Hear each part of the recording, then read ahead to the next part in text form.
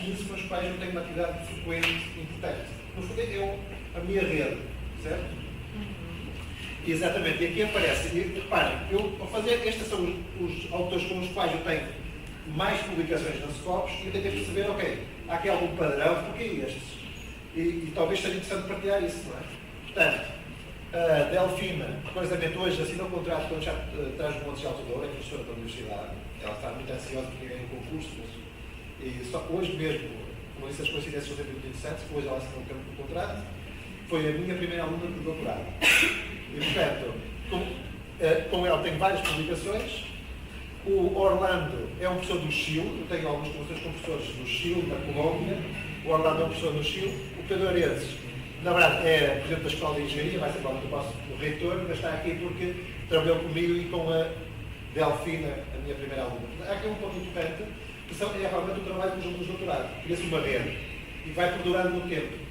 A Delfina foi a minha primeira aluna de doutorado.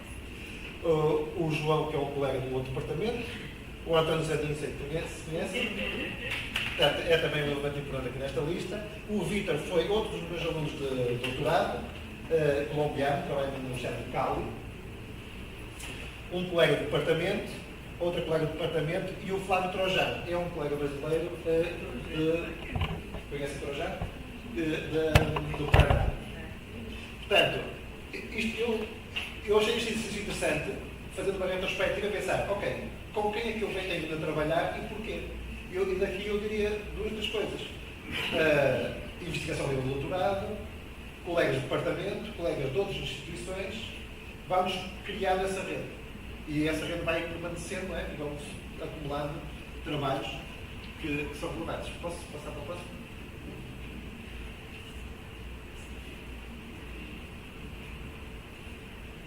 E então, outra nota. O nosso foco é publicar em revista internacional. Como é que fazemos isso? Primeiro, nós vamos procurar as editoras. Eu tenho ali só algumas das editoras mais importantes. Elsevier, Emerald, a Taylor & Francis, MDPI. Conhecem essas todas, não conhecem? Há aqui uma diferença importante. MDPI é uma boa editora, muito bem organizada, bom processo de edição, tem algumas vantagens, é mais rápida do que as restantes a publicar, é também um pouco mais fácil.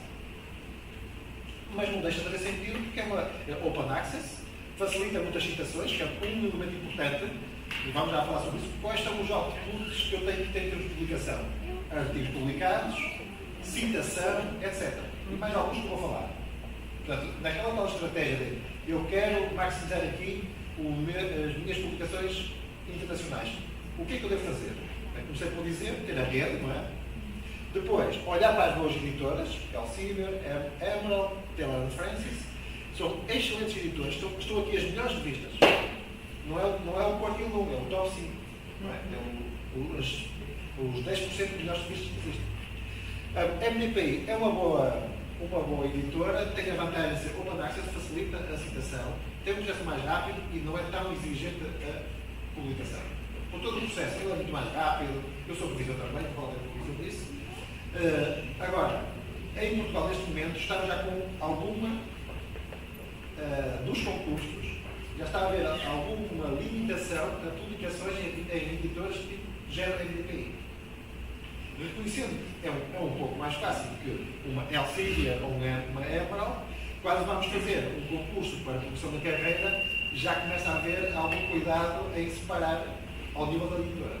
Já não é suficiente dizer se é Q1 ou Q2, porque a MDPI tem a revista Q1 e Q2. A Sustainability, como eu e o professor Dani já fomos guest editors, é Q1. Tem um fator de impacto elevadíssimo, gera muitas citações, porque é interessante, porque permite difundir o trabalho, que é um dos objetivos. Mas, sabendo, é mais fácil publicar na Sustainability do que noutras revistas. E, portanto, já está a acontecer, portanto, isto no fundo é uma aviso que eu estou a dar, que em certo momento vai haver também alguma limitação para não cairmos também só em publicar MDPI. Eu já cheguei a minha conta MDPI deste ano. Havia vários trabalhos em curso que resultaram bem e eu não posso publicar mais MDPI. Certo? E é um aviso que eu acho que faz sentido, fazer essa diversificação, certo? Portanto, escolher ver bem as editoras, estas são excelentes referências, e depois escolher boas revistas também. As que estão aqui em baixo são Q1, Portanto, eu coloquei 3 revistas Q1, nas quais eu publiquei até o momento. A Accounting Organization Society é uma revista extremamente importante da área da contabilidade americana, onde é extremamente difícil publicar, mas vou ser honesto, como é que isso aconteceu? Eu, no final do meu doutorado, eu estive um período em Hawaii, a fazer 2 meses de investigação. Surgiu a oportunidade com o professor Richard Boland para trabalhar com ele no trabalho em curso. Eu trabalhei com ele e criei um artigo. Isto para dizer que esses contactos são fundamentais, certo? Isto para desmistificar estas coisas que acontecem, porque há trabalho próprio, há oportunidade, temos de saber aproveitá-las, não é? E, portanto, temos de estar muito atentos a isso. Portanto, ali só 3 revistas que eu, Production Economics é uma excelente revista também, o Journal of Clean Production também vai ser um alto fator de impacto. Eu diria mais fácil de publicar na Clean Production do que nas outras duas. E estas são 2 revistas brasileiras, das quais eu tenho artigos publicados também agora, e as duas são interessantes. São Q2, estão a crescer, eu sou editor associado da Production. A editora agora mudou, o professor Fração agora é a professora Adriana Leiras, da PUC do Rio de Janeiro. Nós convidávamos a estar em Portugal em novembro para um evento que temos lá. E, portanto, pode dizer que no Brasil temos também revistas que estão a fazer esse percurso, de tentar valorizar para poderem estar nas melhores rankings também internacionais. Ok, portanto, rede, revista, certo? E depois vou voltar a isto, porque a minha sugestão também é esta. Querem publicar numa destas revistas aqui, não pensem nisso depois de fazer o trabalho. Comecem por pensar nisso no início. Se eu quiser publicar na Production um tema de custos logísticos, por exemplo, que é uma coisa que estamos a trabalhar com alguns colegas, eu vou ver na Production se custos logísticos cabem. E será um trabalho quantitativo, será um survey, pode ser qualitativo. Que tipo de resultados é que é expectável? Então, se vocês quiserem publicar numa revista, comecem por pensar na revista primeiro. Ok. Portanto, então, algumas recomendações. Como é que eu consigo publicar numa revista? E vou partilhar então o que eu tenho feito, e como disse há pouco, muito resulta de muito trabalho, mas também de oportunidade e de momento. Certo? Portanto, o que é que nós já fizemos? Por exemplo, com o professor Zanin, fomos guest editors de um special issue, não é? Uma edição especial na Sustainability. É uma forma de publicar. Também vamos submeter em breve uma edição especial para a Production, aqui no Brasil também. E há uma conferência que é a ICOPED, que nós organizamos em Portugal, e que também é uma forma de atrairmos trabalhos e depois encaminhá-los para a revista posteriormente. Portanto, há algumas estratégias para conseguir publicar a revista. Através de conferência, faz muito sentido termos uma conferência e associar a conferência publicações, porque é também um atrativo para quem envia trabalhos, valoriza a conferência e se a conferência já tiver alguma dimensão e também algum prestígio, também valoriza a revista. Aqui para a ICOPED, eu também contactei a Production Economics, mas não foi a primeira, portanto vamos ter que esperar algum tempo também para chegar à Production Economics. Muito bem, então, posso passar para o próximo? Então, deste exercício de saber, ok, eu quero publicar a rede, olhar para o periódico, colocá-lo em primeiro lugar, alguma estratégia ao nível de edições especiais. E agora, deixa-me falar um pouco acerca das métricas. Se eu quiser refletir, saber, eu estou a ter um bom desempenho, uma boa performance na minha publicação, quais são as métricas que contam? Isto porque, se chegarmos a um concurso ou a um programa de validação, não é, do conceito de CAPES, o que nos vão perguntar são métricas. E essencialmente métricas. Portanto, temos de saber quais são as métricas que contam. Então, conta muito citações, portanto, não apenas ter artigo publicado indexado nas bases importantes, mas ter citações. Aí, uma editora como a MDPI é interessante, porque a Open Access potencia muita mais citação e mais rápido. Mas, como vos dizia, não podem apenas pôr os jogos todos nesse cesto, porque cada vez mais está a haver uma aposta das outras revistas. Outra coisa importante é realmente focarmos. Bem, este aqui Ali do lado esquerdo, não sei se este é o meu orcíleo. Tem orcíleo? Portanto, todos devemos ter orcíleo. E do lado esquerdo podem ver um conjunto de, digamos, de agregadores de publicação académica. O Google Scholar, o Research Gate, isto vem do Research Gate, Scopus, o Research ID da EASY, e depois a Ciência ID é da nossa FCT, nossa Fundação, para a Ciência e Tecnologia. Portanto, vários agregadores do lado esquerdo, certo? Vamos passar para o outro. E, portanto, este aqui é o Scopus, e no Scopus é que nós vemos o número de citações, é mais baixo porque aqui é mais restrito, a indexação é mais restrita em termos de artigos, o número de documentos que é importante e uma coisa muito importante que é o H-index. Mas o H-index significa, neste caso, 3 artigos com pelo menos 13 citações. E o H-index é hoje uma medida muito importante, nomeadamente em Portugal em termos de concursos. Os concursos de doutorado já há vaga com um mínimo. Se não tiver mínimo, nem sequer é candidato.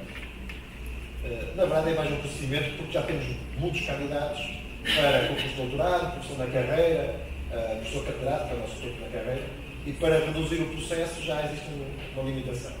Portanto, citações, número de documentos indexados e H-index. 3 métricas que têm que estar presentes na vossa estratégia de publicação. Outra coisa importante, e agora já vamos mais fino: citações, número de artigos publicados, H-index, já é mais exigente, e agora, número de documentos no top 25%, portanto, no top do quartil 1, de documentos mais citados. Ou seja, quantos dos nossos documentos estão ao nível da citação dos 25% de documentos mais citados? Ou, em baixo, a métrica é quantos dos nossos documentos estão no top 25% das revistas ou períodos mais citados? Já é o mais exigente um pouco, certo? Portanto, e sobretudo, este tipo de indicadores é muito importante para concursos de progressão em Portugal. Já não se olha apenas ao número em absoluto, mas para alguns já são indicadores de qualidade. Ok. Próximo. E agora, estas são as minhas 3 publicações as 3 publicações com mais citações. Chega de zoom? Não, é suficiente. Acho que está a funcionar agora. Não? É melhor. Ok. E, portanto. Sim. Está mais próximo. Ok. Muito bem. Eu vou. Tenho que retomar o início. Não precisa não. Muito bem. Eu vou só ver se consigo aqui o apontador a isto. Com o laser, é isto? Do meio. É o do meio. Ok, muito bem. Então, reparem, temos três publicações. Reparem, International Journal of Production Economics, um daqueles que eu referi ali, está no top 10%. O Journal of Cleaner Production provavelmente também. E a Categorization Society igual, ou seja, aquela métrica que eu falava há pouco das revistas ou periódicos mais cotados é uma estratégia difícil, demorada.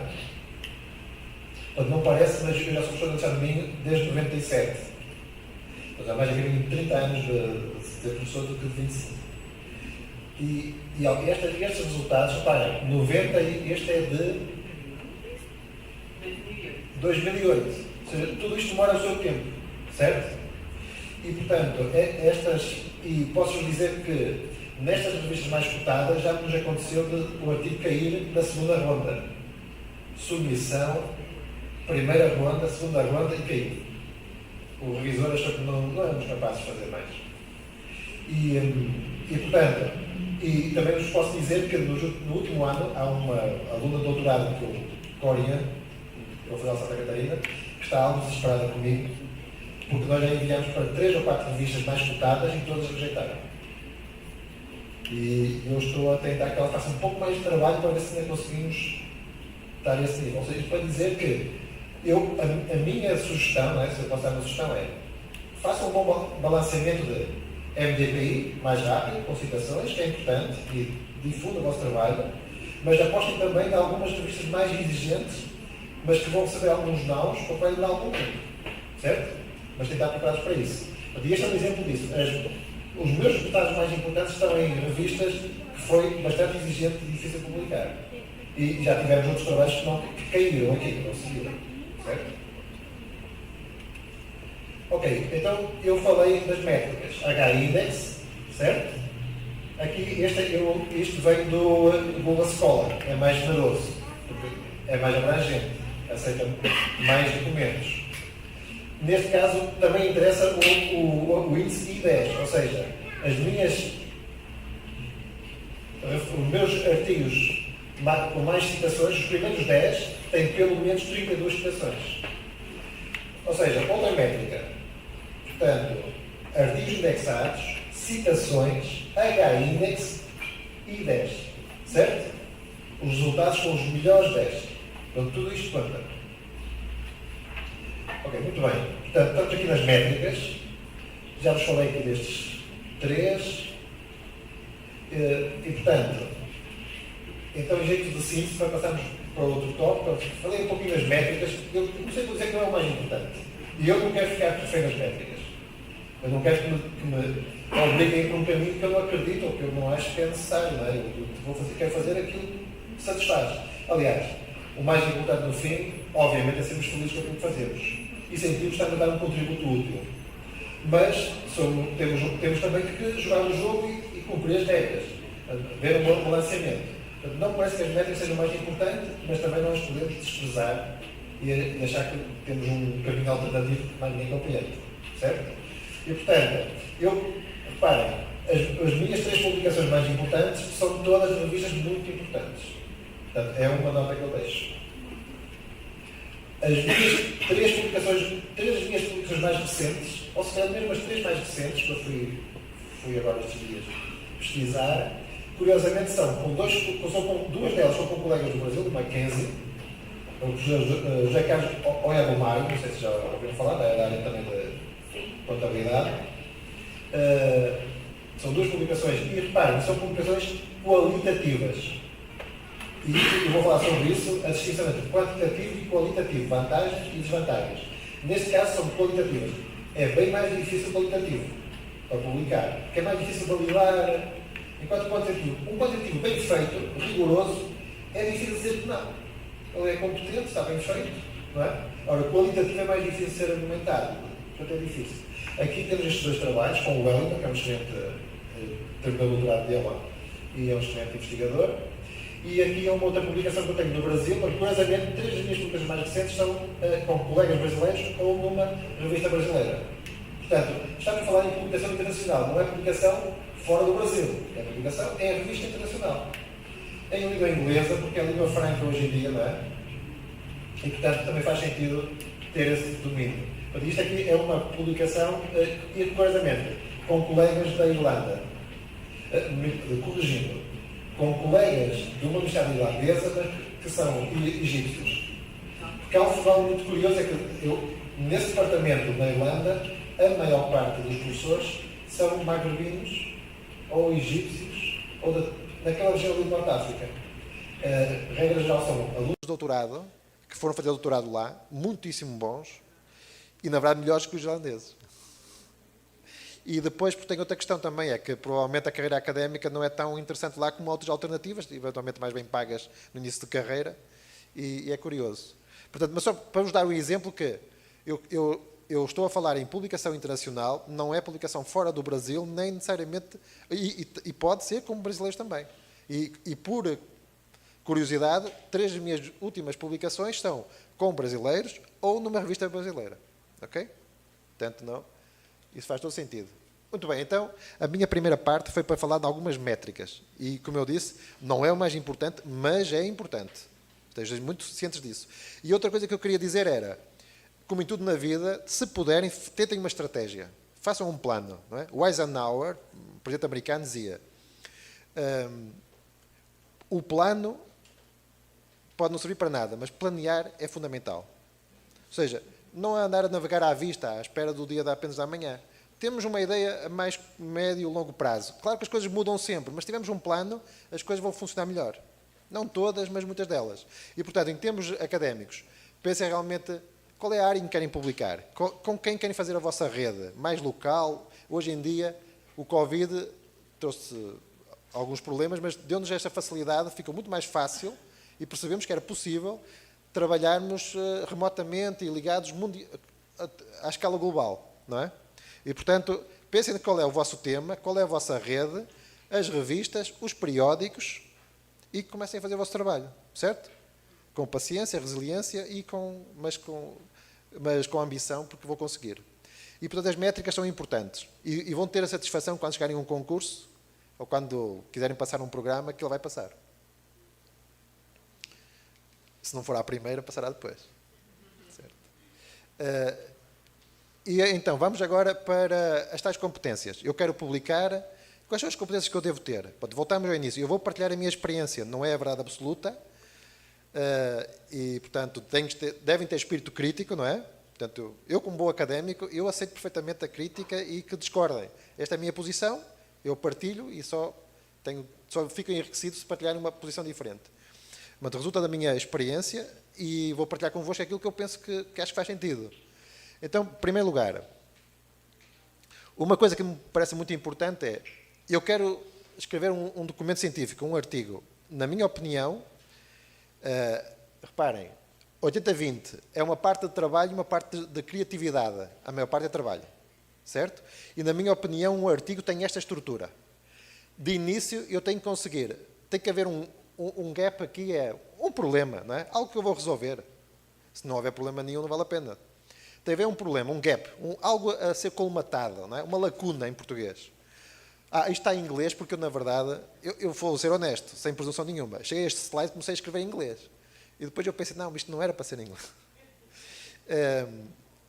Porque, regra geral, o que eu faço é apresentações de trabalhos e é essencialmente em inglês, não é? Mas foi apenas por isso. Mas depois achei que até fazia sentido porque alguns destes termos nós utilizámos-lo. E até temos dificuldade em traduzir, não fica igual e tal. Pois, também fica um pouquinho esotérico, não é? Depois falamos em língua assim um bocadinho diferente, dá-nos um ar técnico, não é? Sobretudo quem não é da área, dá-nos um ar mais técnico, não é? Mas pronto. Mas para dizer que eu diria que devemos começar, isto é um pouco, começar pelo princípio, literalmente. Tem que haver um problema, uma research question, uma pergunta de pesquisa, e alguma teoria, um framework, um enquadramento conceptual teórico para isto.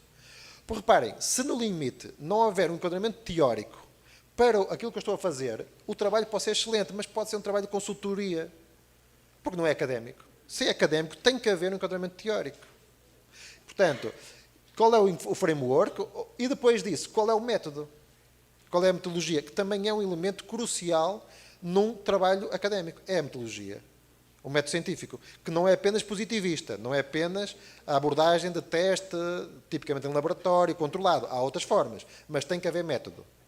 E, portanto, método, e reparem, depois disso, o que é que eu faço? Recolho dados, analiso, identifico os resultados, e depois uma coisa que eu acho muito importante, eu coloquei aqui os findings, que seriam, no Brasil, os achados.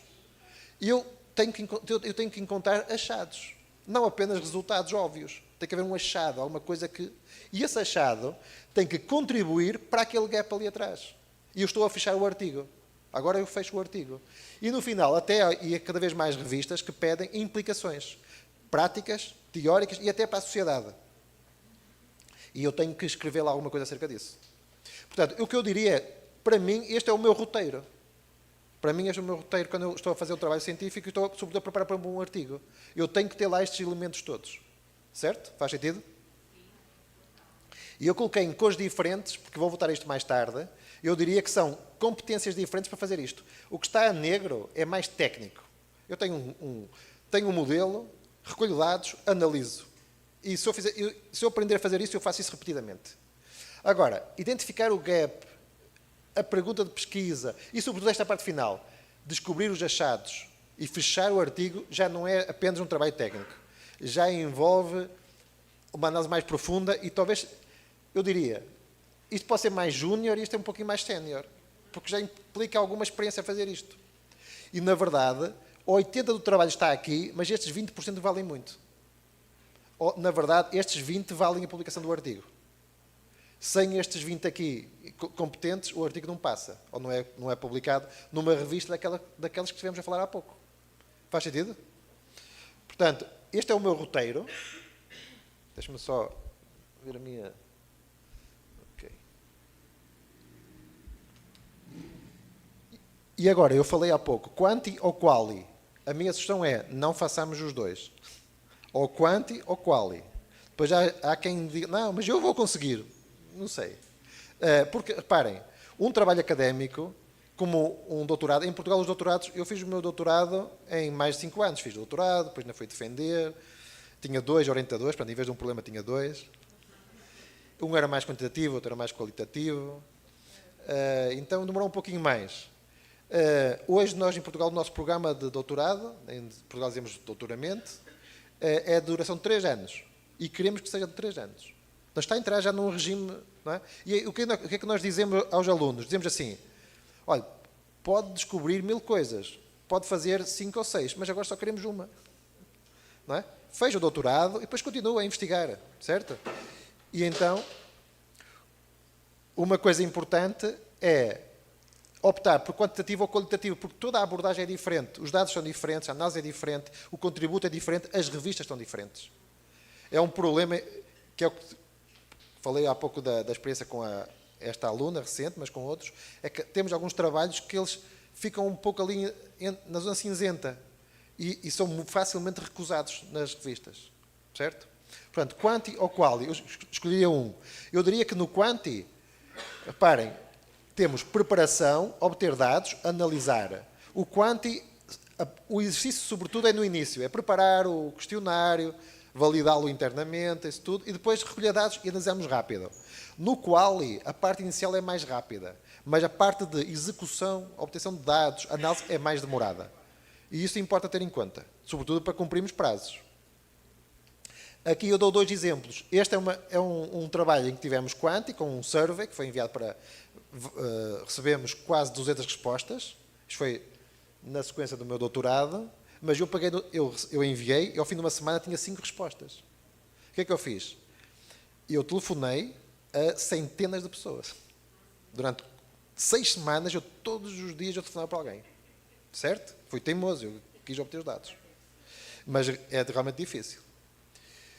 E este aqui é um exemplo de um trabalho qualitativo, até mais do que isso. Tem a ver com abordagem intervencionista. Não sei se sabem o que é.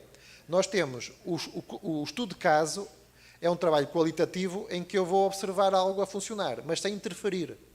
O trabalho intervencionista pressupõe que eu vou interferir. E é uma combinação entre consultor e académico.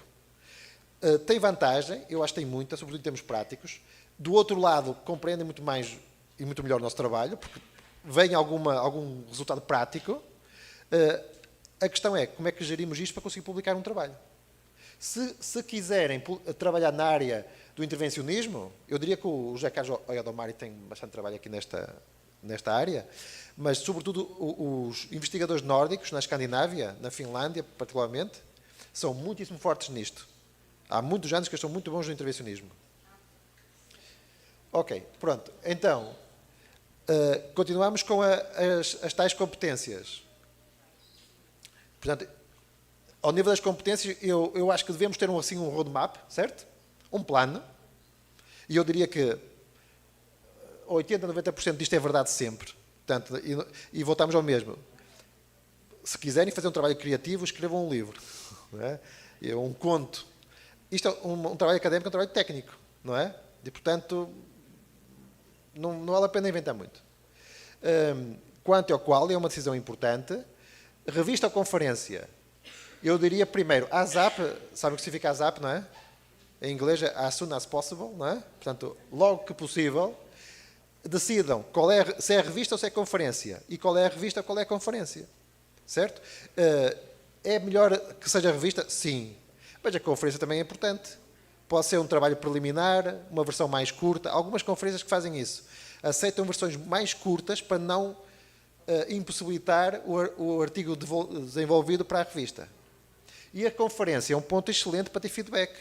E também é excelente para o networking, não é? Que é uma coisa importante. E importa, se possível, olhar para Q1 e Q2. E estou a falar aqui em scopes, ok?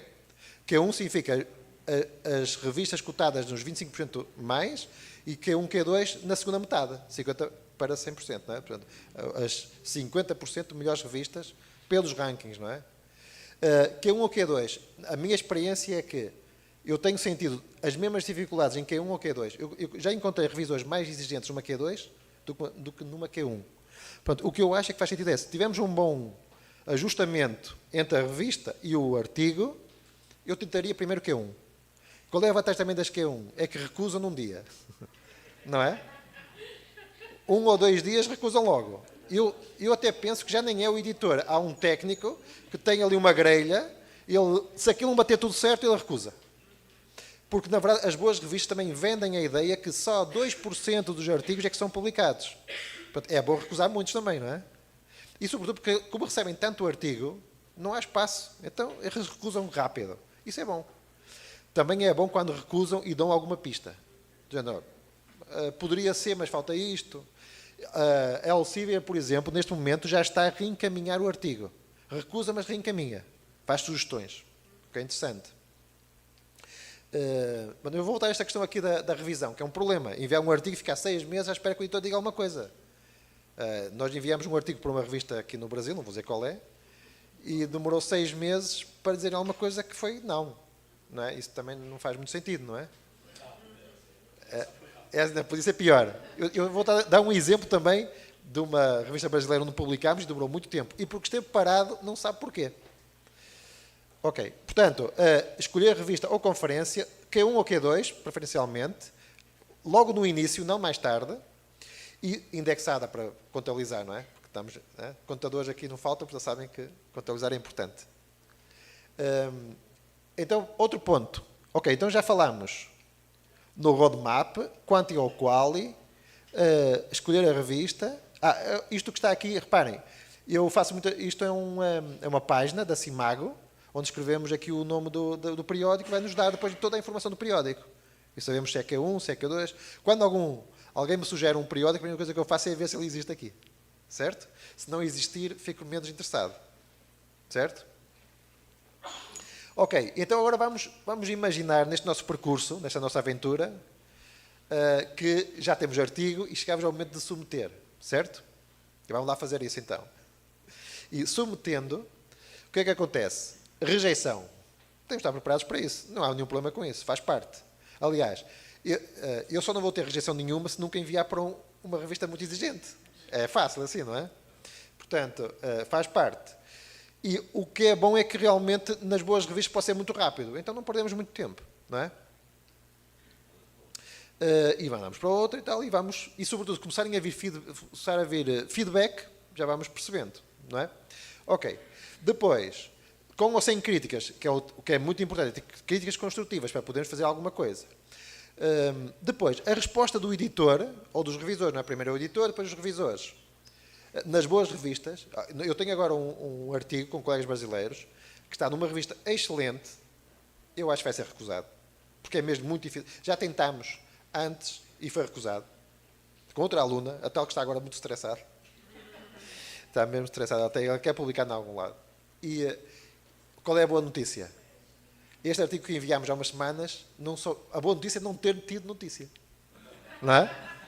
É que não nos disseram nada, passou uma semana, passaram 2, passou o editor. Agora, agora é por isso que eu digo, mas por experiência própria. É um Q1, mas um Q1 10%, lá em cima. Seria melhor um Q2? Às vezes não tenho a certeza. Depende muito do revisor. Às vezes o revisor é o mesmo.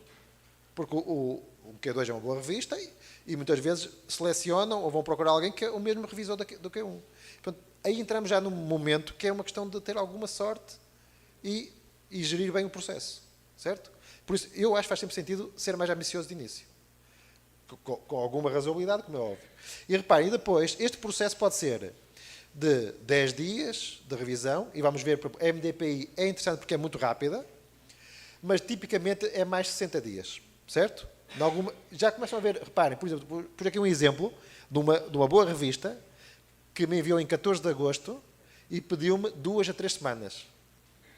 E agosto é o meu mês de férias em Portugal, certo? Portanto, e eu vou ser honesto, estou atrasado para responder aqui a isto. E, portanto, já estou atrasado em relação a uma semana em relação ao que eles tinham pedido, que eu depois pedi uma extensão de prazo. Mas só para vos dizer que estas revistas já estão a pressionar muito os revisores para serem muito rápidos. Eu, na verdade, acho que 2 semanas é muito pouco. Porque eu necessito de 2 semanas se apenas tiver tempo só para aquilo. Não é? Portanto, dar 2 meses parece-me razoável, sendo que o que faz sentido é 1 mês. Mas 2 meses para dar alguma tolerância, porque podemos não poder já esta semana. Mas menos de 1 mês parece-me que é muito apertado. Certo? Mas queria-vos dizer que as revistas já estão a considerar também como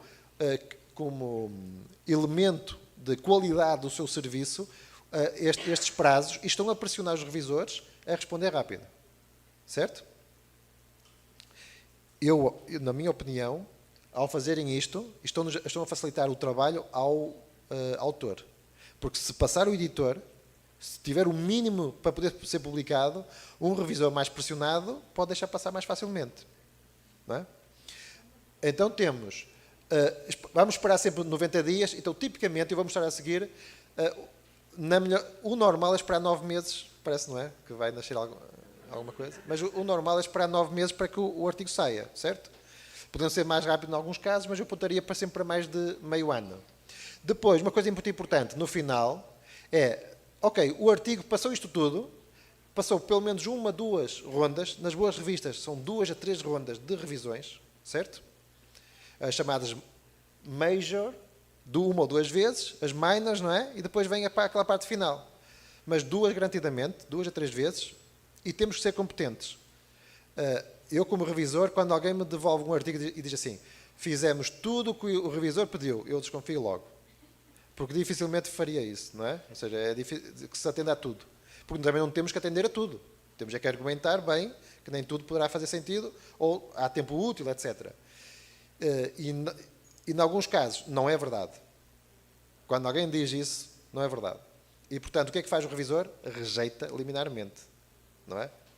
Eu, na verdade, para ser honesto, quando estou com muito trabalho e quando me chega uma coisa dessas, eu até não fico satisfeito. Mas imagino que vou resolver o problema rápido.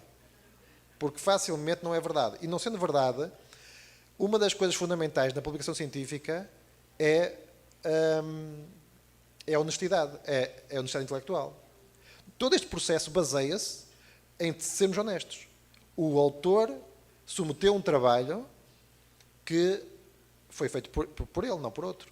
Nós acreditamos nisso.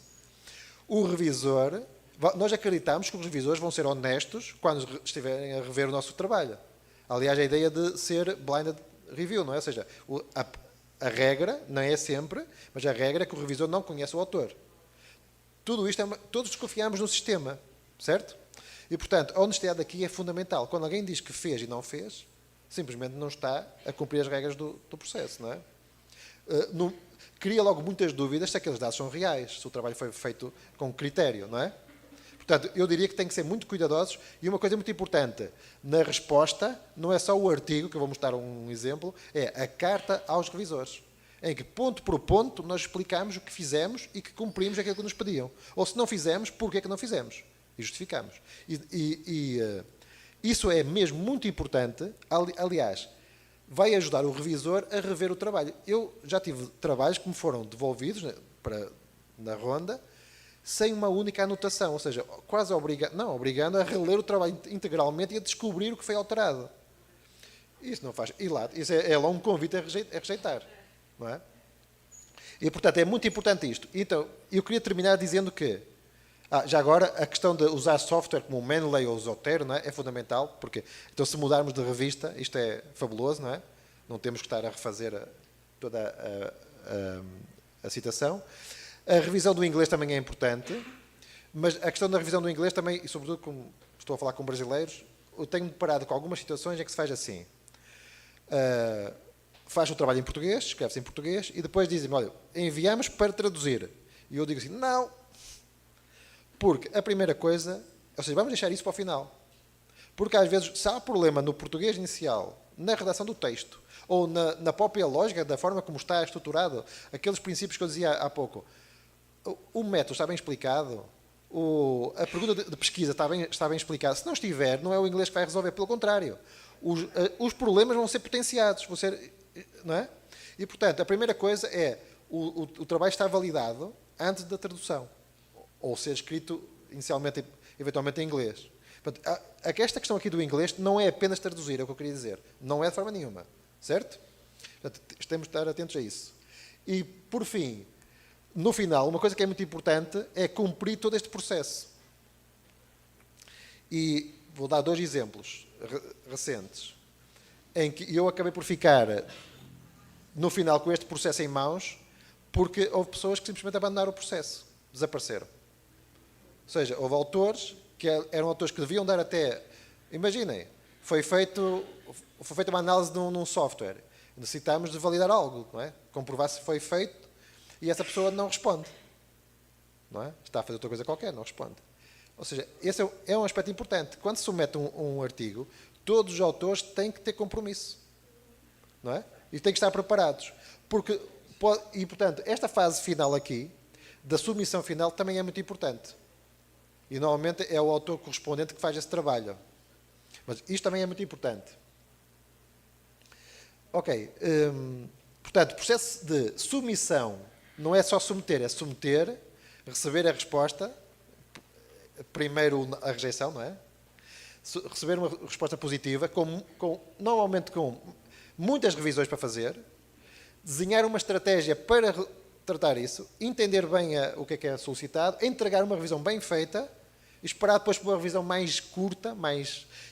Normalmente, uma coisa que eu gosto de fazer é, quando vem um artigo para rever, com muitas revisões, que é normal, sobretudo uma revista boa, e eu gosto de tentar fechar a primeira parte do artigo. Porque, sobretudo, o que eu dizia, aquela primeira parte, a teoria, o framework, é mais técnico. Então, a ideia é, vamos esperar que na segunda revisão já só nos perguntem acerca da discussão, por exemplo. Porque a primeira parte está arrumada, está consolidada. Porque se não estiver consolidada, nós corremos o risco, com 2 ou 3 revisores, de, na segunda ronda, voltarmos ao ponto de partida.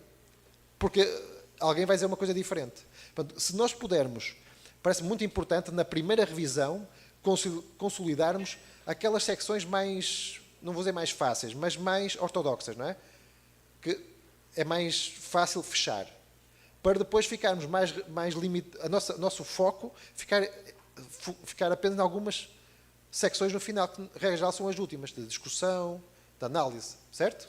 Para que o processo continue bem, porque senão, a minha experiência é, os artigos que caíram durante as rondas foram artigos em que nós fomos para um lado, depois voltámos para outro, depois voltámos e de repente já nem sabíamos onde é que estávamos no artigo. Certo? Porque os revisores pediram algo, os revisores disseram, a teoria não está, o framework não é o melhor, proponho este, e nós colocámos aquele framework. Mas depois vai dizer que as nossas conclusões já não estão de acordo com o framework. Então ficamos perdidos naquilo, certo? Portanto, fechar o artigo na parte inicial e em algumas partes acho importante. Este processo de revisão é crítico. E reparem, numa boa revista, a primeira batalha é passar o editor. A segunda é o revisor não deixar cair. Numa revista muito boa, aliás, com os colegas do Mackenzie, acabamos de publicar em revistas Q1, interessantes. Uma das primeiras submissões foi para Management Accounting Research, que é uma revista boa europeia, curiosamente de Manchester, do Bob Scapens. E, na verdade, um dos revisores gostou do artigo, o outro não. E sugeriu recusar o artigo. E isso foi suficiente para recusar o artigo. Nós ainda pedimos ao editor a possibilidade de ressubmeter o artigo porque achávamos que podíamos atender àquilo que era pedido, dos 2 revisores. E o editor disse, foi recusado, está recusado. Certo? E, portanto, conseguir entrar no processo é importante, mas depois o vem a seguir também é importante. Ok. Então, estamos aqui no processo de revisão e submissão. Tenho aqui um exemplo. Isto é um dos documentos que nós estivemos a trabalhar no processo de revisão. E reparem, sinalizar, isto pode ser muito óbvio para alguns, mas pode não ser para todos, sinalizar muito bem o que é que foi alterado na revisão, para o revisor apenas olhar para ali.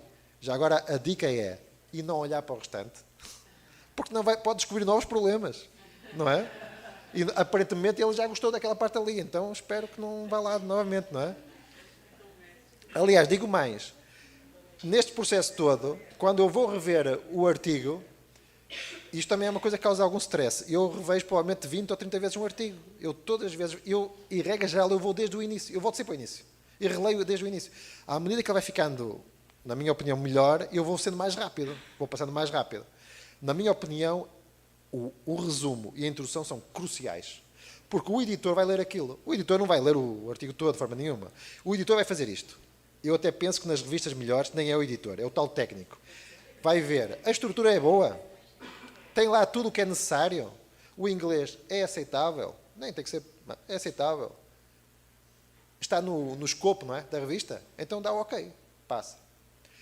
O que é que faz o editor? Vai ver o resumo, já agora o título também é uma coisa importante, certo? E os títulos e o resumo são, e há quem estude isso, há títulos e resumo que potenciam citações, porque fazem aparecer mais vezes na pesquisa, é uma coisa importante.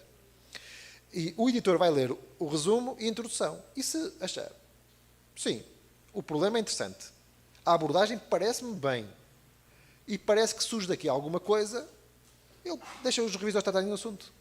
Portanto, resumo e introdução, na minha opinião, são fundamentais. E, para uma boa revista, a redação do texto também é muito importante, não é? E, portanto, eu diria que o que eu faço sempre é voltar ao início e vou relendo. E vou fazendo o exercício para ver se me parece bem, se muda alguma coisa, e vou fazendo pequenas correções. E essas pequenas correções, quando estávamos no processo de revisão, imagina que eu fui ao resumo e alterei ali algumas frases, algumas palavras. Eu não sinalizo. Porque eu não quero que o revisor vá lá ver aquilo, não interessa. Foi apenas um ajustamento de texto, certo? Porque o que interessa é que o revisor ele vai validar se aquilo que nós fizemos está de acordo com o que ele pretendia. Portanto, a minha sugestão é sinalizar aquilo que alteramos, certo? E depois, reparem, estas notas aqui são para ligarmos o que nós alteramos com a resposta ao revisor. Do lado direito vocês veem, cada uma destes pontos, 1, 2, 3, são questionamentos do revisor. E abaixo são as nossas respostas. Estão a ver? E temos que ser muito rigorosos nisto. Obrigado.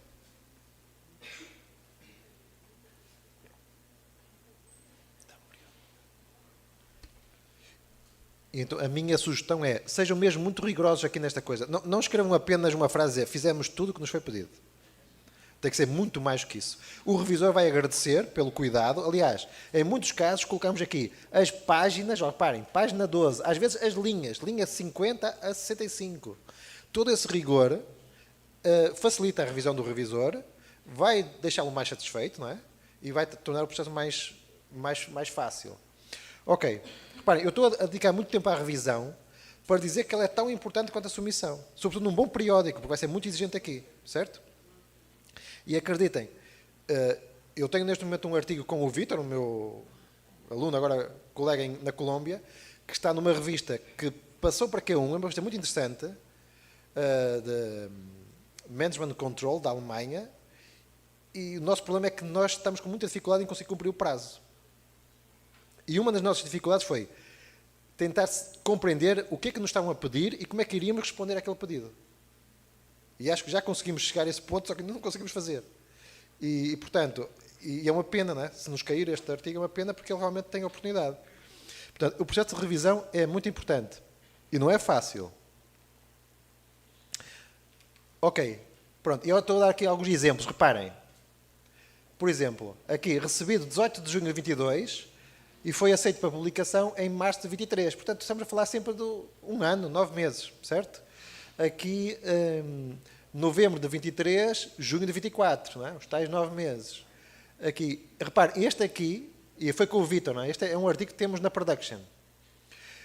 22, e foi publicado em 23, bem mais tempo, certo? Mas já, este foi um artigo que nós tivemos que perguntar, estava perdido. Houve um momento que o editor esqueceu, deixou para trás. A Production está bem mais rápida, mas estão a ver aqui os 9 meses, não é? E reparem na MDPI. 31 de julho, foi a revista 14, nas minhas férias, não é? 20 de agosto, 26. Estão a ver como foi num mês? Foi muito rápido. A MDPI tem algumas vantagens. Open Access, fomenta a citação, eu acho que são muito bons na edição. A MDPI é mais cuidadosa na edição do que até as revistas. A edição final, são muito cuidadosos.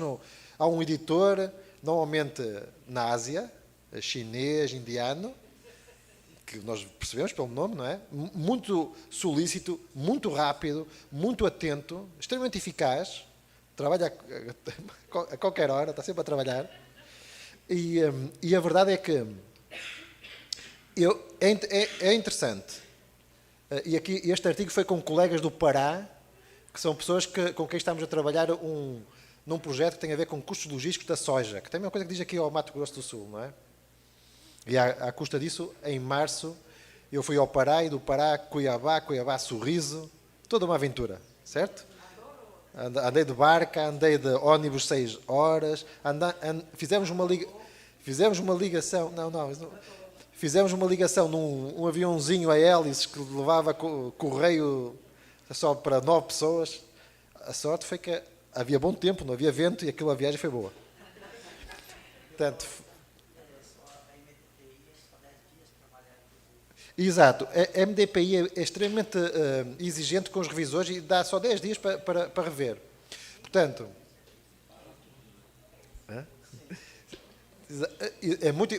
ou seja, o que eu queria dizer era, não desvalorizando, penso que é interessante por vários aspectos, mas eu diria que não tenham problemas com estes 9 meses, 1 ano para publicar, porque vai valer a pena se publicar nas outras revistas, certo? Mas tem que ter isso na agenda, tem que perceber isso, certo? Já agora, demora este tempo também, porque tipicamente eles usam normalmente 2 meses. 1 mês para o processo inicial, editor, etc. E depois mais 2 meses para o revisor. Então, normalmente, se correr bem, 3 meses para termos a primeira, não é? E depois dão 2 meses ao autor, aos autores, 5. Depois volta mais 2, 7. E depois, a finalizar a última ronda, os tais 9. O que é que nós podemos fazer como autores? É não esperar 2 meses para fazer a revisão. A minha experiência é que, se nos dessem 3, toda a gente só trabalha no último mês.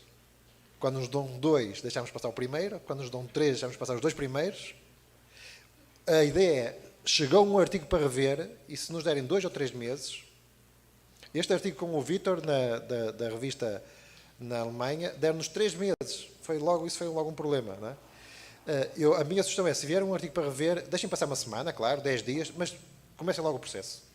Não vão ganhar nada em deixar passar 1 mês para trabalhar no último mês. E se conseguirem devolver ao revisor mais rápido, o revisor vai ser pressionado também a responder mais rápido. A minha experiência é, quando nós devolvemos mais rápido, o revisor responde mais rápido. Porque ele também tem um compromisso. Ele viu que nós respondemos bem e rápido, sendo-se pressionado a responder também bem e rápido. Certo? Portanto, faz parte do processo, demorar este tempo. Há aqui um tempo de maturação, não é? Quase de gestação, não é? Mas pronto. Ok. E aqui acho que era para dizer 23, 24, não sei se tinha aqui novembro de 22 e 23. Exato. Sim. Não, é a mesma coisa. Estava a ver se algum destes era mais demorado, mas não, é dentro destes prazos. Portanto, processo de submissão e revisão, muito importante. E agora, o papel dos autores. Isto também é uma coisa importante. E, novamente, eu há pouco falei na MDPI, mas a MDPI tem vários aspectos, são muito bem organizados, e num aspecto onde eles se não foram precursores, pelo menos fizeram primeiro do que outros. Eles exigem isto, que nós digamos onde é que cada um trabalhou no artigo, certo? Na verdade, eu acho que faz todo sentido que os créditos fossem dados até numa base percentual, não é? Saber que correspondeu com 50, só com 10, com 20. No meu centro de investigação, para sermos, o centro é muito grande, então para sermos habilitados a estar integrados, temos que ter um nível de publicação, não é? Temos que ter resultados, uma métrica. Mas se eu publicar com um colega, aquele artigo vai contar 2 vezes, para mim e para ele. Eu discordo na perspectiva do centro. O centro não ganha com isso. Porque o que nós fazemos, obviamente, é estratégias deste género. Não é? Temos vários colegas que publicam no mesmo artigo. O centro não ganha com isso. Não é? E, portanto, uma coisa que me parece importante realmente é isto. E eu acho que as revistas, noutras revistas que eu tenho feito revisão recentemente, não publicam isto, mas já perguntam ao revisor, perguntam ao autor estas contribuições. Portanto, isto é importante. Outra coisa é, se houverem dados, também sugerem fortemente que os dados sejam disponibilizados, estejam disponíveis para serem confrontados, certo? Para validar o trabalho. Ok, muito bem.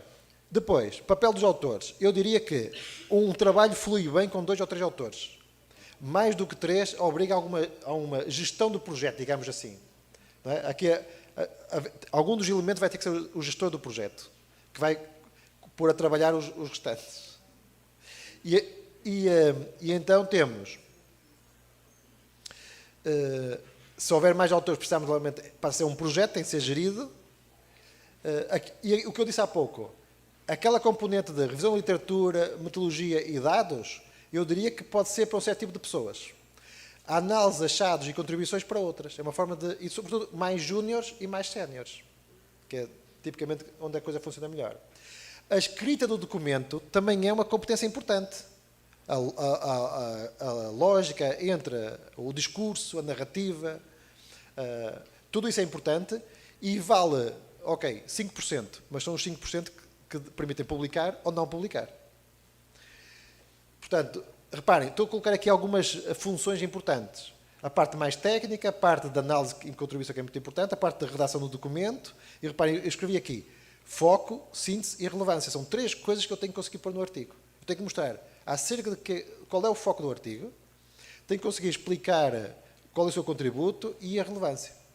Depois temos o autor principal, que é tipicamente aquele que faz a maior parte do trabalho, que recolhe os dados, analisa, e o autor correspondente, que, sobretudo, assegura a submissão. Também é um processo difícil, exigente, certo? E, por fim, se tivermos realmente muitos autores aqui no trabalho, um gestor do projeto, para que isto funcione. Ok, pronto. Então, agora para dar um pouquinho mais rápido, então, porque já estamos muito adentrados na hora, para os últimos 10 minutos, não nos tome mais tempo. Estes pontos todos que eu numerei aqui, vai até o 7, são no fundo algumas reflexões sobre o processo, não é? E portanto, uma coisa que eu também digo aqui que me parece importante é, ok, fizemos o artigo, foi publicado, e agora? Vamos ficar por aqui? Não, eu acho que é o início de alguma coisa. O início de um próximo artigo, de um projeto, ou seja, usarmos o artigo, aliás, muitas vezes, qual é a melhor forma de nós conseguirmos fundos para um projeto? É dizer que a equipa já trabalha em conjunto, que há uma ligação.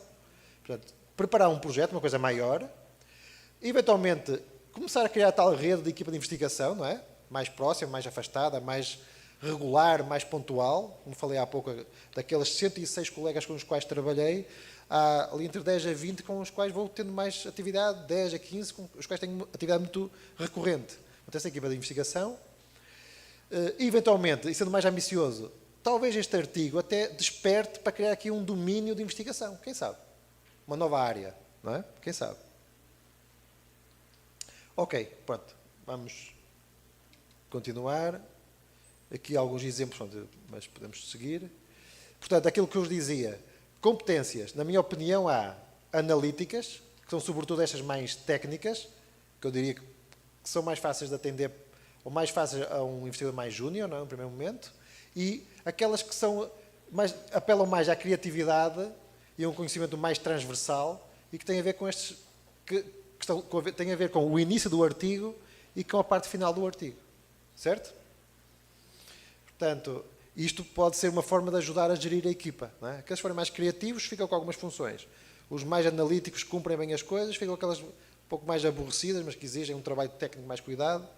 Portanto, tudo isso pode, bem gerido, pode ser importante. Ok, aqui só para dar alguns exemplos de 2 coisas que nós criamos, mas vocês depois facilmente também encontram os artigos.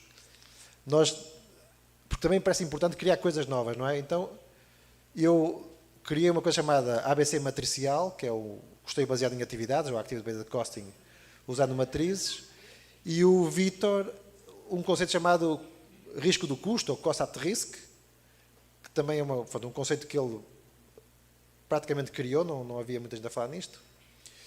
E, portanto, também é um desafio, quem sabe, vocês pensarem em criar alguma coisa nova. Um conceito, uma ferramenta, uma métrica, não é? Pode ser interessante. Por exemplo, aqui este ABC matricial já foi citado por 26 trabalhos e alguns de várias universidades diferentes. Eu nunca me dei ao trabalho de contactar essas pessoas, mas é uma coisa que já fui pensando nisso. Saber que funcionou, estão a utilizar, não é? É interessante. Aliás, eu estive na Alemanha, em Karlsruhe, no KIT, que é o Karlsruhe Institute of Technology, que é o que eles chamam na Alemanha o MIT lá da Alemanha. E há um professor chamado Mark Wouters. Mark Wouters é conhecido da área da contabilidade e da administração. É o diretor do mestrado. E eu vou voltar lá, em princípio, em janeiro, se for possível, para uma semana de Erasmus. O programa Erasmus é um programa que temos na Europa que permite a alunos fazerem um semestre ou um ano letivo noutra instituição. Eu sou coordenador Erasmus, portanto, trato o plano. O nosso departamento responde por 1/3 das mobilidades Erasmus de toda a escola. É um departamento muito dinâmico, dá imenso trabalho administrativo, porque é muita gente. Os alunos vão fazer Erasmus lá noutra instituição e os alunos estrangeiros vêm fazer Erasmus connosco. Quarta-feira foi a recepção aos alunos Erasmus que nos chegaram ao departamento. E ontem tivemos durante toda a manhã reuniões com o painel internacional que avalia o nosso grupo de investigação, o nosso centro de investigação, que tem 200 investigadores, bastante grande. E, portanto, também estamos neste processo todo e volto sempre à volta das métricas, etc. Portanto, no programa Erasmus, eu estive na Alemanha e conto ir novamente, e o professor Mark Wouters está interessado em usar este ABC matricial para um dos casos onde ele explica a alocação recíproca de custos entre secções auxiliares e secções principais. Ou seja, basicamente, num processo, tenho atividades principais que concorrem para a produção e tenho, por exemplo, a manutenção dos equipamentos. A manutenção dos equipamentos não concorre para produzir o produto, mas é necessária para as máquinas que produzem os equipamentos. E há aqui chama-se isto uma alocação das secções secundárias e a ideia é usar este modelo para fazer esse tipo de alocação. Só para dizer como é que pode ser interessante criar alguma coisa e depois ver como ela pode ser ligada com outras, certo? Pronto, só 2 exemplos. Ok, então para terminar, portanto, em jeito de síntese, aquilo que como eu disse no início, eu apenas quis partilhar a minha experiência, os meus erros, a minha opinião, que não vale o que vale, apenas quis fazer esta partilha, vocês com um espírito crítico vão construindo a vossa própria forma de fazer e de ver estas coisas. E eu acho que é importante realmente não tirem do vosso radar publicação em revista internacional, pensem que há uma estratégia que tem que ser seguida para conseguirem fazê-lo bem. Não menosprezem as métricas, mas também não sejam reféns das métricas. Ninguém nos vai dizer que somos melhores ou piores porque a minha métrica é mais alta ou mais baixa. Eu, no meu departamento, eu tenho métricas que posso dizer que são razoáveis, são boas, mas estão muito abaixo de outros colegas que têm métricas muito melhores que as minhas. Eu posso dizer que as áreas deles são diferentes, não isso interessa nada. O que interessa é que eu faço o meu trabalho e tenho que estar satisfeito com ele. Portanto, sobretudo, sejam felizes com aquilo que fazem, façam por convicção, mas também não menosprezem estes indicadores, porque fazem parte do jogo académico e é importante para o vosso percurso académico e da instituição. E para isso, deixei-vos algumas sugestões como é que podem tentar publicar mais e melhor e serem mais eficazes nisso. Desafios.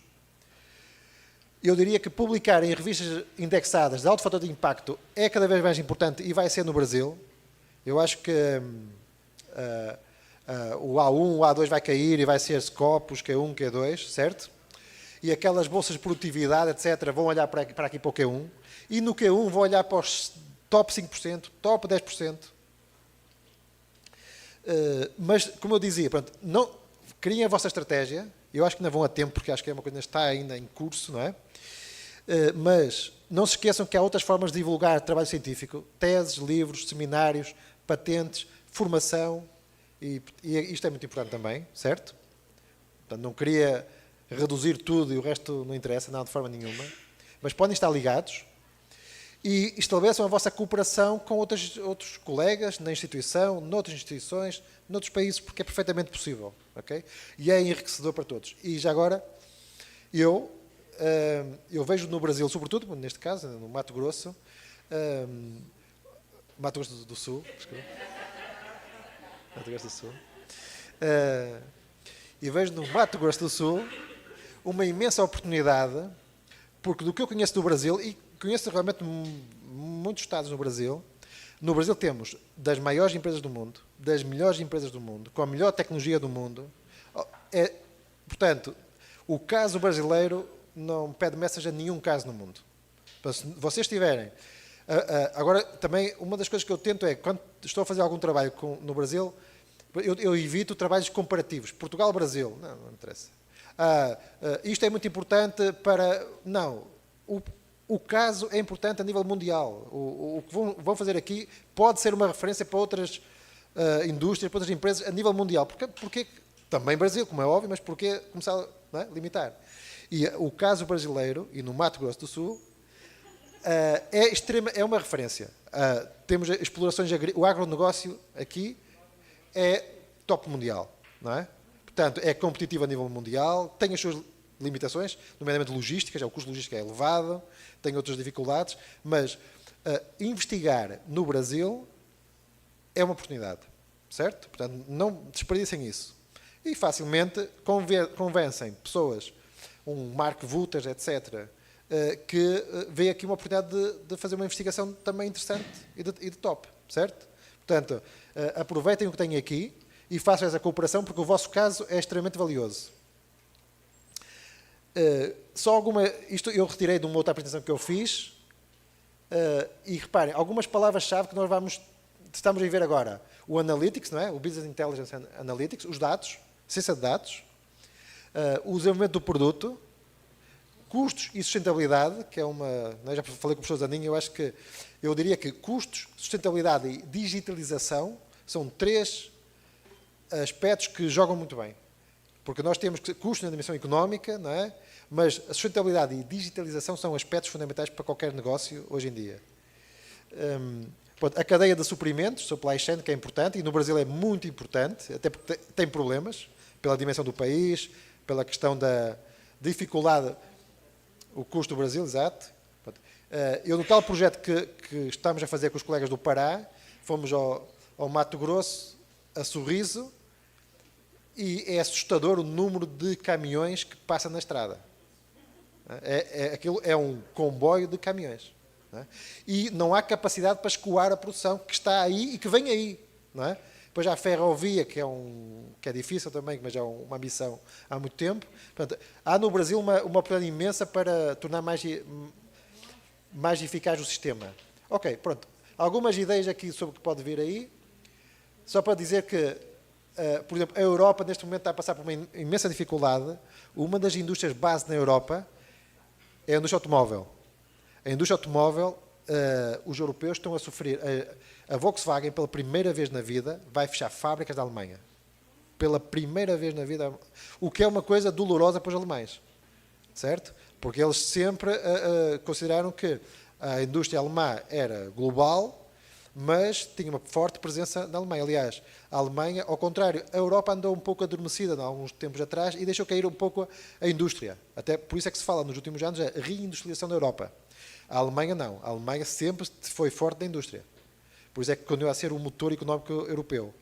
Mas, pela primeira vez na vida, a Volkswagen vai fechar fábricas na Alemanha. E porquê?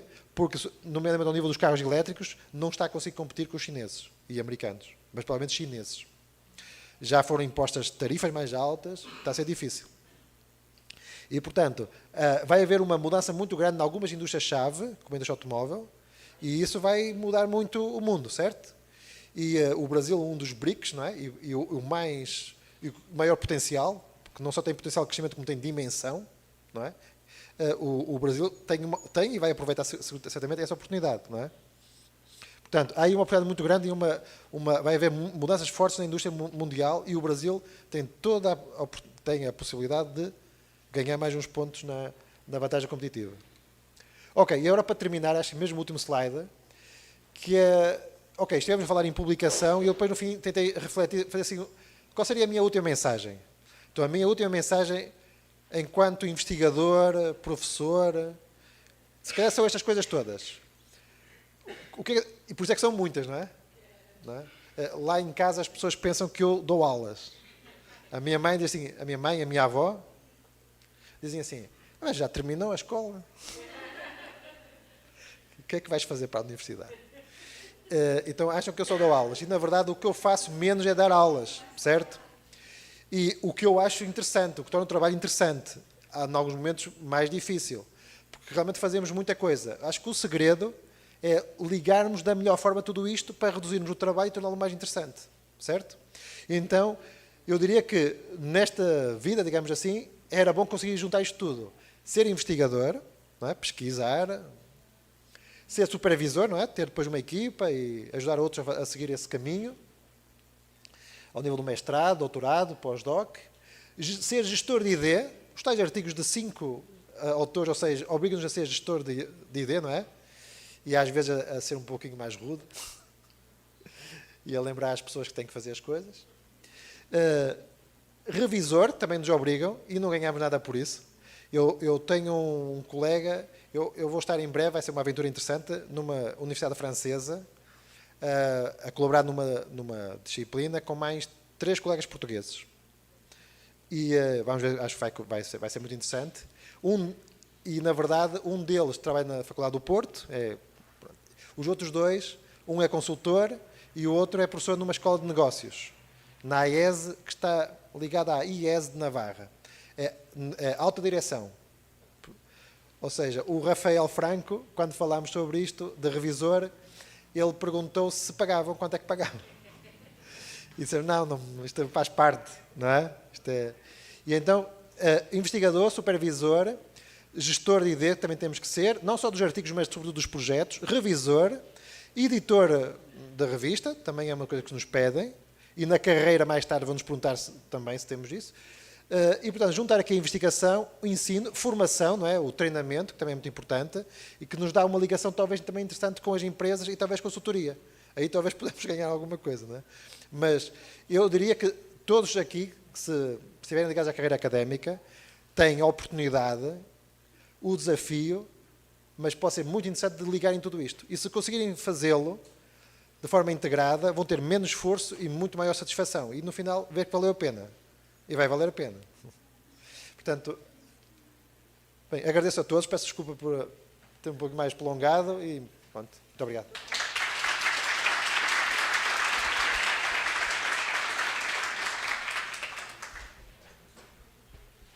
Professor Paulo, pode tomar uma aguinha agora, né? Parabéns aí pela sua explanação, acho que muitas provocações. Já estou pelo menos há 8 anos já trabalhando com o Paulo aí, né? Então, sempre os desafios eles ocorrem, né? As puxadas, né, Paulo?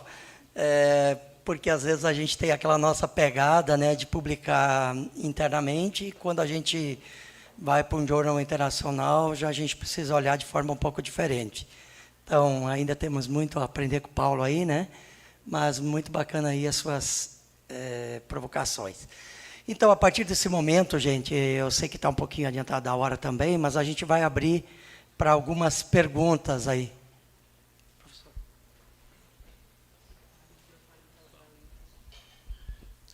Boa noite a todos e a todas. Boa noite também quem está nos assistindo, desculpe pela voz, mas minha pergunta é bem direta. Professor Paulo, parabéns pela apresentação. Como é que os editores e, sobretudo, os revisores estão lidando com a aplicação da inteligência artificial na escrita científica? Até quando eles se sentem seguros? Esse foi o Jesus que escreveu, né? Mas isso aqui é uma inteligência artificial. Sim, não, a pergunta, eu na verdade tinha na mente falar um pouquinho sobre isso. Já está a ocorrer fazer uma pergunta explícita se eu, autor, em primeiro lugar, se foi usado... a pergunta é, eu tenho que identificar se foi utilizada a inteligência artificial ou não. E se foi, tenho que explicar onde e de que forma. Já há revistas que, ao submeter, já nos questionam. E, portanto, nós temos que explicar se utilizarmos. Se dissermos que não, é porque estamos a assumir que não foi utilizada. Já é feita a pergunta ao autor. Ao revisor, o que é feito é se nós temos, se nos na nossa revisão, se depreendemos que possa ter sido utilizado e se temos alguma suspeita disso e sinalizamos. Portanto, quer autor, quer revisor, já está a ser questionado. E o que vai acontecer é que algumas pessoas vão poder usar, mas tem que colocar explicitamente de que forma é que fizeram isso. Eu penso que já há muita gente a fazê-lo. Até porque a questão da inteligência artificial é...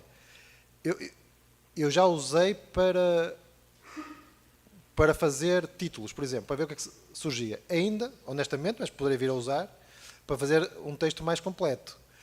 O meu receio é, no dia em que eu fizer isso, eu penso que vou ficar refém dessa abordagem.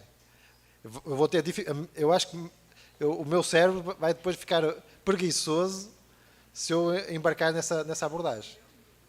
E eu não sei o que vai acontecer depois, não é? Porque a ferramenta é boa. Nós temos que imaginar que houve um tempo que não havia máquina de calcular e agora usamos máquina de calcular. A questão é se nós caímos no erro de usar a inteligência artificial e começamos a perder a capacidade de racionar, de pensar, de estruturar. Portanto, eu tenho receio de eu próprio perder isso. Mas sim, mas as revistas estão a perguntar quer autor, quer revisor. Já agora, posso encadear com um outro aspecto. Uma colega que é editora de uma revista prestigiada, há algum tempo para cá que eles recebem muito artigo submetido por autor chinês. E então um dos problemas é que tem muita dificuldade, eles correm programa de plágio, para saber se, aliás, há várias revistas que correm um programa de plágio e se identificar recusam. Curiosamente, um dos meus trabalhos foi recusado por plágio. E a autora, que é a minha primeira doutoranda, ela reclamou. Ela tem uma atitude assim muito... Reclamou, não pode ser. E era autoplágio, ou seja, havia partes no artigo que estavam a usar algum texto de trabalho que nós já tínhamos feito. Mas era muito pouco. E, na verdade, não era nada, fazia algum sentido. E para isso foi corrigido, ela perguntou, e ele disse, não pode porque tem plágio. Não pode ter plágio. Depois, é autoplágio, mas quanto ao autoplágio? E ela foi tão insistente que eles identificaram onde é que estava o autoplágio. E aquilo foi apenas reescrito, era muito pouco. E, portanto, essa questão também do plágio é importante e há revistas que fazem, há programas que fazem vão checar se há plágio. A minha colega, a editora dessa revista, dizia que o grande problema deles era com alguns autores que tinham trabalhos publicados em chinês ou em árabe, eles não conseguiam saber se aquele trabalho já tinha sido publicado. Não tinham forma nenhuma de sabê-lo. E, portanto, há um problema com alguns editores de validar as coisas que recebem. O que eu tenho sentido é como é que os editores estão a resolver esse problema? Estão a fazer perguntas aos autores. E o autor está a ficar mais comprometido. Portanto, ele está a assumir isso. É a solução que se encontra. Não é totalmente possível ao editor aferir se usou inteligência artificial, se está a fazer algum plágio, se está a usar o trabalho. Eu só queria dizer uma coisa que há pouco o Zanin disse que eu era muito exigente e tal, mas eu queria dizer honestamente que eu coloco as coisas de uma forma como coloco a mim próprio. E o objetivo é sempre de melhorar em termos conjuntos. E não considero que não é no sentido de exigir que os outros façam aquilo que eu não sou capaz de fazer. Eu acho que devemos ser ambiciosos de tentar sempre o máximo, não é? E depois ver como é que a coisa funciona. Mas de uma forma totalmente tranquila, não é? Mas natural, mas pronto. Mas só para partilhar que numa das viagens, porque esta coisa da parte académica também tem esta parte das viagens, que é cansativa, que é exigente, mas também é uma experiência enriquecedora. E quando nós estivemos em Valência, no autocarro, houve uma aluna de pós-doutoramento minha, que falou com o Zanin, e que disse, sim, eu conheço, foi o meu orientador, muito exigente, não foi? Ela reclamou de mim, eu reparei, ela não viu, ela não soube, eles estavam a falar de mim, eu estava atrás, ela não sabia que eu estava lá.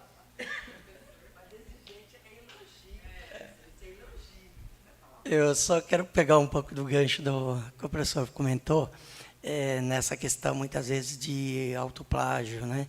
Nós tivemos, inclusive, no ano passado, um artigo numa revista A1, que era ainda de uma orientada lá da universidade que eu trabalhava, de Chapecó, da dissertação, que no primeiro momento já veio, claro, o artigo aceito, mas desde que a gente reduzisse a similaridade para um percentual bastante baixo. Mas a similaridade era referente à própria dissertação que estava publicada, ou seja, para nós conseguirmos publicar o artigo, tivemos que reescrever praticamente toda a parte teórica para ficar diferente e manter o percentual de similaridade baseado na análise dos dados, senão a gente teria que refazer toda a pesquisa novamente, né? E um outro, né? Acho que o Paulo nem lembra agora, né? Mas nós temos um que parou aí faz uns 60 dias, com o Trojan, né? Que também nós tínhamos o artigo publicado no evento, e aí eu acho que o último retorno da revista que tem 15% de similaridade com o próprio evento. Então, ou seja, agora a partir daqui a gente tem que começar a cuidar um pouquinho essa questão de publicar muitas vezes num evento e aí o mesmo artigo ir para uma revista. Então, já esse cuidado para se tomar.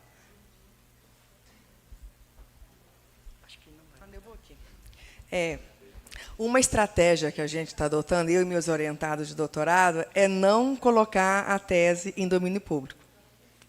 E é incrível, todas as teses que a gente defendeu e não colocou em domínio público, nós estamos publicando super bem. Publicando nessa Journal Cleaner, várias. O artigo, a tese, ela já tem 4 artigos A1 aqui, né, no nosso Qualis. Então, assim, isto está virando uma estratégia. A outra defendeu agora, ela falou, professor, eu não vou colocar em domínio público, porque no Brasil tem isso, você defende, coloca no banco, você tem a opção de colocar em domínio público ou não. Então, a estratégia que eu estou adotando é não mais colocar em domínio público. Primeiro, vamos publicar o máximo da tese, porque tem material para isso, e depois nós estamos colocando em domínio público. Primeiro é publicação, pelo menos 2, 3 anos. Que aí publica tudo, aí depois vem a tese. E aí não tem esse problema que vocês estão tendo, né? Mas parabéns, adorei a palestra. Alguém gostaria de...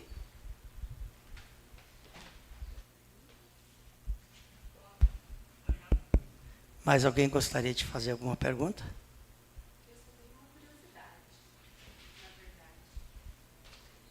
Sr. Paulo, muito obrigada pela sua apresentação, foi fantástica, adorei, vários aspectos que os alunos deveriam ouvir também, de estratégia, foi fantástico, obrigada.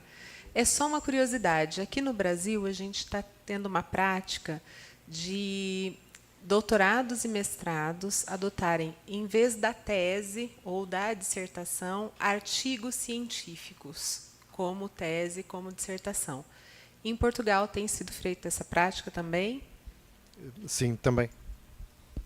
Sim, também. Na verdade, no nosso programa doutoral é permitido fazer a tese no formato tradicional, não é? A introdução, a literatura, ou por artigos. Sendo que aí, normalmente, o que é solicitado é uma introdução que faça o enquadramento do problema, da abordagem metodológica e uma conclusão que agregue, mostre que os vários artigos no seu conjunto contribuem para o âmbito da tese, não é? Eles fazem sentido para o projeto no todo, mas cada capítulo pode ser um artigo autónomo. E isso está a acontecer e na verdade é uma estratégia para publicar também mais facilmente, para ser mais rápido. Mas temos as duas modalidades. Eu próprio, os meus alunos de doutorado, né, que terminaram, tenho alunos que terminaram com uma tese, vamos dizer, tradicional e por artigos.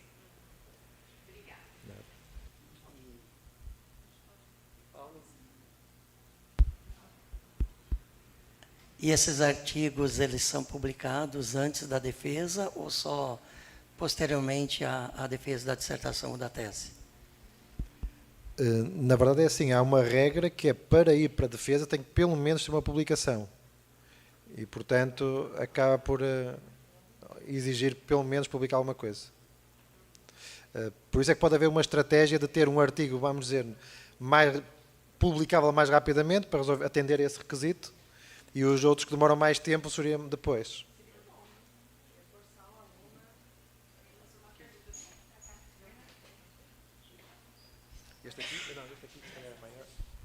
Boa noite, professor. É só uma dúvida. Normalmente, essas teses são mais ou menos quantos artigos? Chega em torno de 2 a 3 artigos? Até 4? Ah.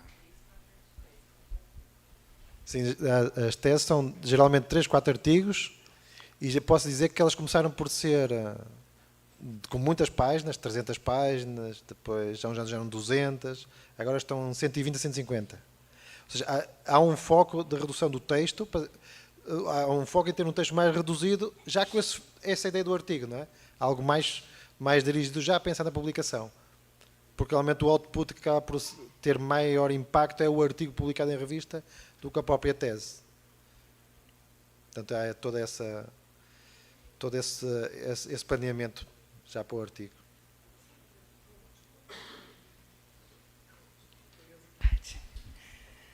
Bem, eu tenho um ponto de interrogação na minha cabeça, né? Porque às vezes a gente trabalha tanto para enviar um artigo para um congresso, seja ele nacional, internacional. E como é que é lá vocês? Vocês incentivam? Porque aqui a gente sempre incentiva os alunos a viajar. Eu acho que uma viagem, participar de um congresso, de um evento, traz uma visão ampla que eles não têm a magnitude que é, às vezes, de estar fazendo um mestrado, de estar cursando um doutorado. Eu acho que um congresso abre a mente do aluno. Só que ele está ali, pode estar descartando um artigo, que nem enviou ainda para uma revista. Como é que é a sua visão em relação a isso? Eu estou ficando preocupada, né? Porque às vezes a gente joga fora, entre aspas, um artigo bom num evento e depois tem que submeter, né? Ou seria o caminho inverso, submete num periódico e depois vai para um congresso. Então, né? Então eu tenho ainda esse... Estou começando a ficar preocupada com isso. Eu diria que pode haver várias estratégias, todas funcionam. Primeiro, ir a um congresso é muito importante. É uma experiência, sobretudo, para um investigador que está a iniciar a carreira, é uma oportunidade, primeiro, para ficar mais confiante, porque vai ver que os problemas que ele tem, todos os outros também têm. E vai ver que o trabalho que está a fazer não é menos, não é menor do que aquilo que os outros apresentam. E isso é muito bom. Porque, apesar de estar a trabalhar em equipa, ter um orientador ou mais orientadores, é um trabalho bastante individual, não é? Afastado. E, portanto, enquanto as pessoas estão a trabalhar em algo semelhante, que estão com os mesmos problemas, que vão entregar coisas semelhantes, eu acho que isso é muito importante. Depois é o networking também, que vai encontrar pessoas interessantes. Portanto, o congresso faz sentido. Agora, o outro lado, e nós temos uma questão que é o nosso centro, muito focado em métricas, só quer patrocinar ida a congresso indexado. Ou seja, que o trabalho já fica realmente visível e cria esse problema. Como é que contornamos isso? Muitos desses congressos têm artigo mais curto. Ou seja, ele não inviabiliza o artigo em periódico porque ele é um artigo curto, mais pequeno. O congresso que vamos organizar em novembro tem artigos mais curtos e, portanto, pode haver uma versão estendida que cabe depois numa revista. Outra coisa que acontece nesses congressos é que eles têm, geralmente, revistas associadas. Portanto, é já um primeiro, no fundo ali, um primeiro momento para o fast track. Então, isso também já é um aliciante. E o fast track já vai exigir que o artigo também seja expandido, seja alterado um pouco, para não ser igual. Portanto, também essa possibilidade. E depois há outra possibilidade, que é ir a artigos, existem várias, ir a conferências, que o artigo não é indexado. Sobretudo na área da administração, há algumas conferências muito boas, na verdade. Aliás, eu estive numa recentemente na Dinamarca, Management Accounting and Research, portanto, tem a ver com essa área, e os artigos não são indexados. A ideia da conferência é ser uma experiência para apresentar, ter feedback, discussão, só isso. E já a ideia é exatamente... Não tem anais. Todos os artigos são partilhados com os participantes, estão lá na Drive, podemos vê-los todos, mas o artigo não é indexado e, portanto, não cria esse problema. Mas é uma lógica diferente. Mas são estratégias diferentes. Há escolas, onde eu fiz o meu doutoramento, a ideia era não publicar nenhum artigo antes de defender a tese. Porque porque é suposto que a tese é que era o elemento mais importante. E havia tempo para... Eu conheci colegas que tinham terminado quando eu lá estava, portanto, terminaram antes de eu terminar o meu doutorado, e que demoraram 4, 5, 6 anos a publicar. Mas publicaram um bom artigo numa boa revista. Portanto, a estratégia é diferente, mas cada vez mais caminhamos para uma estratégia de mais publicação. E, portanto, eu diria que há conferências interessantes que são pela experiência, desde que haja recurso para lá ir, e há outras que têm essa possibilidade do fast track, ou porque é um artigo mais curto que pode ser expandido, e, portanto, contornamos esse problema e mantém as conferências como algo interessante e que deve ser... acho que sim. Ok, pessoal.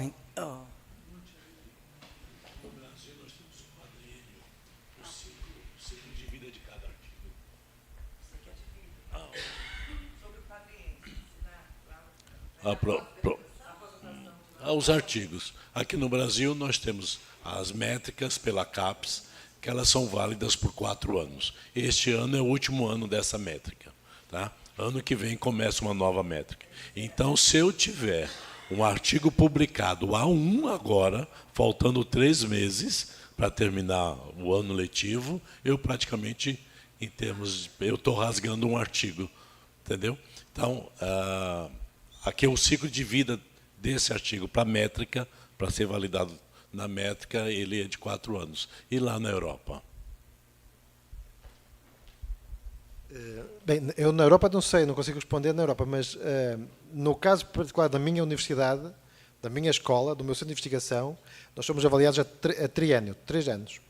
Portanto, o que importa foi aquilo, ia cada ano para ser membro integrado do centro, somos avaliados com base nos últimos 3 anos. Está sempre a rodar. E apenas metade dos investigadores é que é integrado. No nosso caso, nós somos avaliados a cada triênio, a cada 3 anos, e, portanto, o que vai acontecer é que tudo o que publicamos naqueles 3 anos vai ser contabilizado quando fazemos a avaliação na avaliação da escola. E no próximo triênio, novamente. A avaliação é importante nesses 3 anos, porquê? Porque podemos ser classificados bom, muito bom, excelente, e isso, mais lá à frente, pode até refletir-se em progressão na carreira e de escalão, portanto, remuneratório. Mas com a crise financeira em 2008, tivemos vários anos em que não houve qualquer aumento de salário, e agora esse aumento temos que ter 2 excelentes, que é basicamente dizer que temos que esperar 6 anos para ver esse aumento. E isso é avaliado a cada triênio. Mas a nossa base é triênios e o que é publicado naquele triênio é contabilizado ali. Já agora, para terminar, a pontuação, publicações, nós só pontuamos para o centro publicações indexadas com quartil. Tudo o resto não conta. Só quartil 1, 2, 3 ou 4 e o quartil 1 e 2 pontuam bem mais do que 3 ou 4. Portanto, o foco é publicar Q1 e Q2. Basicamente é a mensagem que nós temos. A partir do próximo ano, né? Então, sai o tal do A1, A2, A3, e já vai entrar essa questão de quartil, né? Então, ou seja, vamos ficar 4 aninhos aí, sem a gente ter muito claro aí aonde vai cair nossas publicações em termos de quartil. Mas tudo bem. Bom, até em função da hora, acho que estava bem bacana aqui a nossa discussão, né? Mas a gente precisa ter o seu término, né? Então, nós gostaríamos primeiramente de agradecer a cada um de vocês aqui, em nome da professora Márcia, né, do NUPECOM, né, do apoio dos coordenadores, Profiap, a PPGAD, o Contábeis, né, de estar proporcionando esta possibilidade de estarmos aqui. Também, novamente, citar aqui o CNPq Universal, né, pela possibilidade de ter trazido o professor Paulo, né, e especialmente também aí o professor Paulo, né, que já pela parceria e já os trabalhos que a gente já trabalhou juntos, outros futuros ainda, que estamos trabalhando, né, e a disponibilidade que ele sempre tem em nos atender aqui, né. Bom, como ele mesmo falou, ele veio nascer aqui no Brasil, né, ele gostou Embora acho que foi com alguns meses, né? Já foi para Portugal, mas ele veio de uma colônia portuguesa, que ele não contou isso antes, né? Então, veio nascer no Brasil e foi para Portugal. Então, de qualquer forma, ele, como bom brasileiro, né, seguidamente ele está nos visitando aqui. Então, com isso, nós finalizamos esse evento, agradecendo novamente a cada um de vocês. Tenham todos uma boa noite.